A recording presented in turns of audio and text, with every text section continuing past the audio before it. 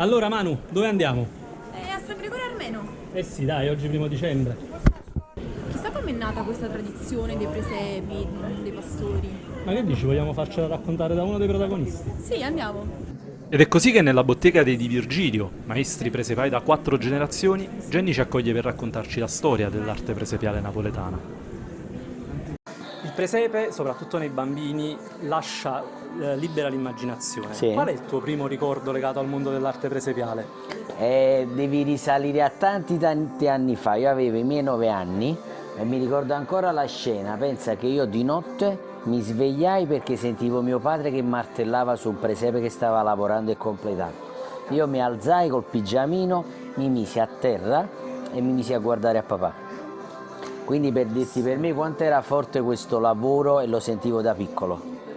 Vuoi raccontarci un po' la storia dell'arte presepiale e anche e soprattutto della vostra famiglia, che è uno dei monumenti di quest'arte? Ma guarda, risaliamo lontano 1830, siamo a 4 generazioni oggi la bottega di Virgilio. I miei bisnonni erano maestri di arte sacra, facevano i famosi santi nelle campane, per poi arrivare a mio nonno che è stato un grande maestro di pastori in stile Settecento, poi papà, mio padre Rosario, che lo tengo ancora qui fortunatamente vivo, vegeto e forte, che è il mio pilastro in tutto. È stato bravo nel creare tutti i presepi in stile Settecento, il famoso scoglio. Per poi arrivare a me, Jenny, che oggi ho i miei 40 anni e porto avanti questo lavoro, come ho detto, di famiglia, però ci mettiamo tanto amore e tanta passione nelle opere che creiamo. Prima mi raccontavi che il richiamo lo sentivi dal rumore del martello di tuo padre. Sì. Ricordi la tua prima statuetta, qual è stata? Certo, io feci una statuina di un mio cliente su richiesta, ma ero piccolo proprio, avevo i miei 10 anni e mezzo, 11 anni. Con le foto avanti iniziai a modellare e io sinceramente, sai, un po' impaurito, perché non stai creando un qualche cosa di presepiale, proprio statuina su richiesta. Certo. E io ero piccolo, non avevo tutta questa esperienza che tengo oggi e automaticamente comunque mi misi e feci questa statuina che venne simpatica. E la cosa bella è che oggi il mio cliente la tiene ancora custodita a casa, la tiene gelosamente e ogni volta che ci vediamo, che mi viene a trovare, mi ricorda. Bellissimo. Dietro ogni pastore c'è una storia. Vuoi raccontarci un po' il significato che si cela dietro i pastori della tradizione? Sì, allora ogni pastore ha un significato, ha un senso dove metterlo sul presepe. Ovviamente la natività è quella composta, come ho detto, dal tris della natività, Madonna, San Giuseppe e Bambino, i 3 re magi e i 2 zampognari, con un angelo che comunque vegliava sulla natività.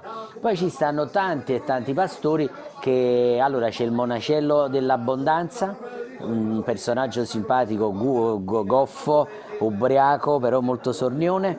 Poi c'è la Carmela, che è il soggetto dell'abbondanza, la vecchietta buona che portava pane e freselle. Ci sta la Ramaia, quella venditrice di pentole. Poi ci sta il venditore di castagne, ci sta la Bellambriana, quella dell'aglio e peperoncino. Tutti soggetti classici napoletani che richiamavano comunque i venditori ambulanti dell'epoca.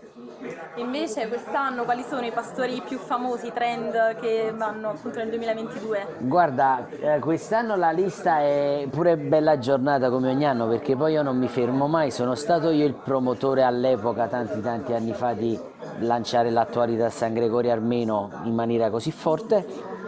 Quest'anno è l'anno della regina, scomparsa quest'anno, poi Giorgia Meloni, nuova Presidente del Consiglio, poi ci sta Maradona, sempre statuina molto gettonato.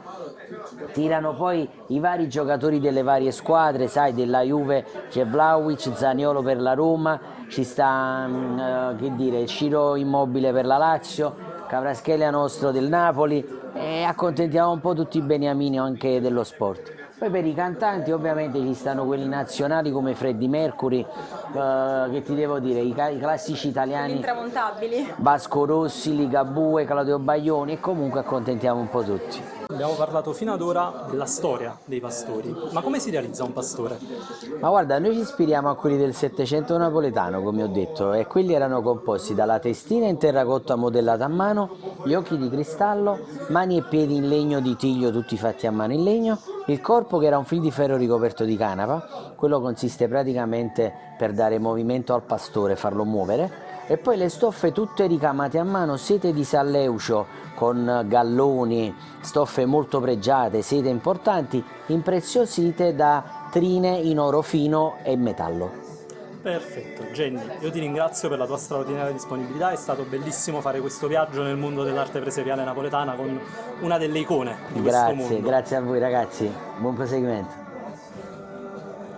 Arriva così il momento di fare le ultime foto e tornare a casa. Se avete gradito questo video non dimenticate di lasciare un like e iscrivervi al canale per non perdere le prossime puntate.